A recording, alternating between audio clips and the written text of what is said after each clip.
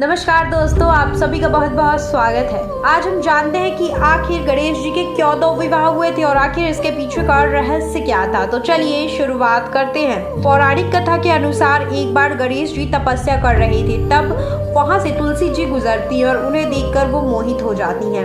तुलसी गणेश जी से विवाह करना चाहती हैं, लेकिन गणेश जी ने ब्रह्मचारी बताकर उनके विवाह प्रस्ताव को नाकार दिया था। विवाह प्रस्ताव ठुकराने की वजह से तुलसी जी ने नाराज होकर उन्हें श्राप दिया कि तुम्हारा एक नहीं दो विवाह होगा।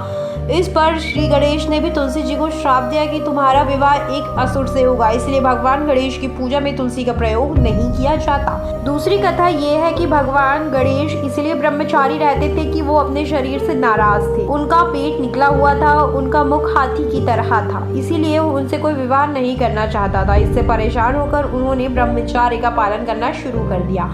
इस बात से नाराज गणेश जी जहाँ भी शादी होती थी वहाँ विघ्न डाल देते थे ताकि विवाह ना हो सके। उन्हें ऐसा लगता था कि उनका विवाह नहीं हो पा रहा है तो वो किसी और का विवाह भी नहीं होने देंगे। उनकी इस काम में मूषक वाहन भी उनका साथ देता था। उनकी इस आदत से देवी देवता काफी परेशान थे। वो अपनी परेशानी लेकर ब्रह्मा जी के पास गए। तब ब्रह्मा जी के योग से दो कन्याएं रिद्धि और सिद्धि प्रकट हुई। दोनों ब्रह्मा जी की मानस पुत्रियां थी। ब्रह्मा जी दोनों पुत्रियों को लेकर गणेश जी के पास पहुंचे और उन्हें शिक्षा देने के लिए कहा। ब्रह्मा जी का आज्ञा से वो दोनों शिक्षा लेने लगी। जब गणेश जी के पास किसी की शादी सूचना आती थी तब रिद्धि और सिद्धि उनका और मूषक का ध्यान भटका देती थी। इस तरह धीरे धीरे सभी विवाह होने लगे थे। एक दिन गणेश जी को सारी जानकारी मिल गई कि सभी के विवाह बिना किसी विघ्न के हो रहे हैं। इससे गणेश जी रिद्धि सिद्धि पर क्रोधित हो गए और श्राप देने लगी। तभी ब्रह्मा जी वहां आ गए और श्राप देने से उन्हें रोका। तब ब्रह्मा जी गणेश जी से रिद्धि सिद्धि से विवाह करने का प्रस्ताव रखते हैं। इसके बाद दोनों का विवाह हो जाता है धूमधाम से।